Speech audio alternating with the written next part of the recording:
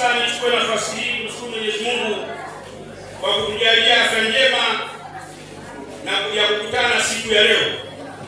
Pili, natoa shukrani zangu za dhati kwa wajumbe wa mkutano mkuu kwa kunipa heshima hii kubwa ndani ya chama chetu cha NLD kwa kuniteua mimi Doyo Hassan Doyo kuwa mgombea wa nafasi ya kiti cha urais wa Jamhuri ya Muungano wa Tanzania.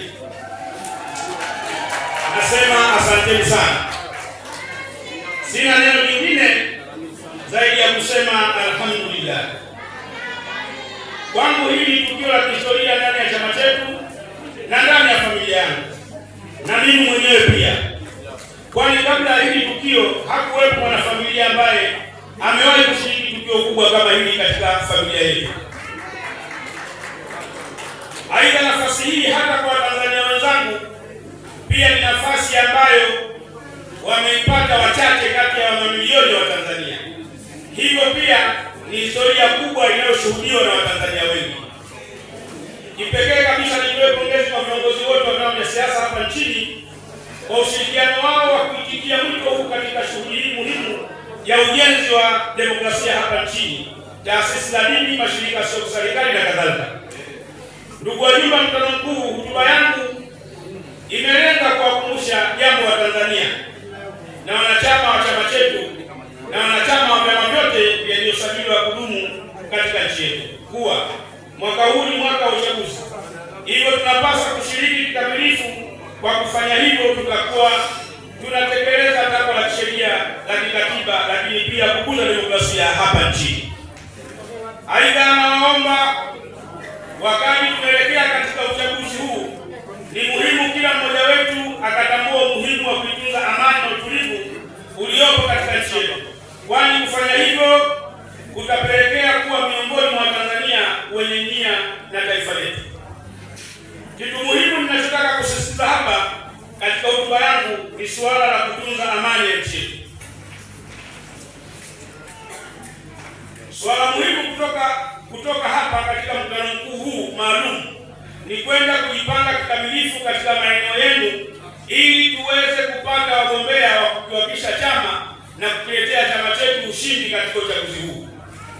Pia viongozi wote wa chama ngazi za mkoa, wilaya, kata, tawi, mjiandae kikamilifu na kuhakikisha kila eneo ambalo tunamgombea vifaa vyote vinavyohusiana na uchaguzi vinakuwepo ili kuondoa mapingamizi yanayoweza kujitokeza katika harakati za uteuzi. Waheshimiwa wajumbe wa mkutano mkuu, mnayo kazi kubwa sana ya kuhakikisha chama chetu kinashinda na kushika dola, kwani Watanzania wanahitaji mabadiliko ya kiuongozi, kifikra, kisiasa na kiuchumi. Hivyo wanahitaji chama mbadala ambacho ni NLD kupitia kwa mgombea wake jasiri Jemedari Doyo Hassan Doyo. Hivyo tusiwaangushe Watanzania. Waheshimiwa, kutokana na mabadiliko ya sheria ya Tume Huru ya Taifa ya Uchaguzi, chama chetu kina imani kubwa ya kushinda uchaguzi huo wa mwaka 2025 Oktoba. Hivyo tunaitaka Tume Huru ya Taifa ya Uchaguzi iandae uchaguzi ulio huru na wa haki. Uchaguzi huo utoe taswira ya ukuaji halisi wa demokrasia katika nchi yetu, lakini pia kuondoa malalamiko yanayojitokeza kila baada ya uchaguzi. Kwa kufanya hivyo, utatuletea heshima kubwa taifa letu na jumuiya za kimataifa. Hivyo wana wajibu wa kuhakikisha kuwa uchaguzi unakuwa huru na haki na kila mtu anaona haki inatendeka. Kuhusu ubadhirifu wa fedha katika mashirika ya umma, ni waahidi wa Tanzania wote na chama changu, endapo Watanzania watanipigia kura kuwa rais wa Jamhuri ya Muungano wa Tanzania, basi mtegemee mambo makubwa kutoka kwangu. Watumishi waliosababisha upotevu wa mali za umma tutawakamata mara moja. Yaani nilishakuwa rais, wale watumishi ambao wamesababisha hasara katika mataifa ya mashirika ya umma, mimi sitawasifia kwa kupunguza haki chafu. Mimi serikali yangu ninakwenda kuwakamata kwa sababu wameshatuhumiwa kutokana na taarifa ya CAG.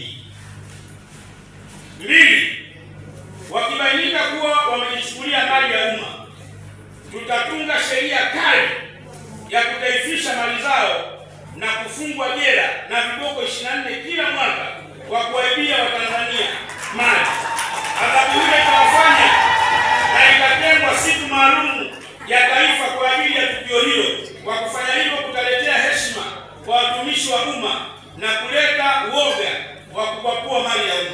yaani serikali yangu nitakayoongoza kama nitachaguliwa na Watanzania, wale watakaobainika kwamba wamefilisi mali ya umma wanakamatwa na kufunguliwa mashtaka. Wakati wanapelekwa jela, katika adhabu yao kutakuwa na viboko 24 kila mwaka.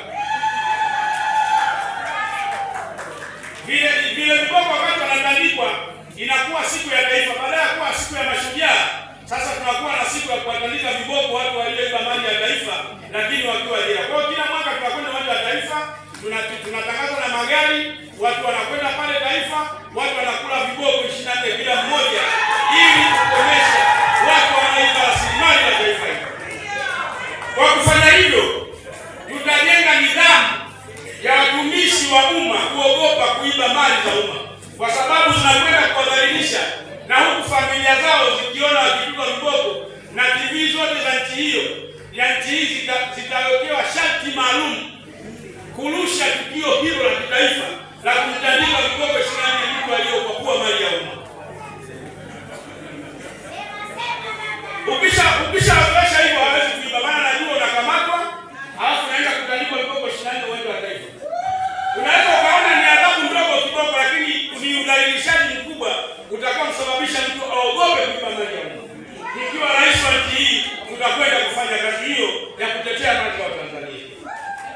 Mheshimiwa wajumbe, tunatamani kuwaona watumishi wa umma wakiwa waadilifu katika kutumikia umma wa Tanzania. Kwa sasa mali hizi ni kama hazina mwenyewe.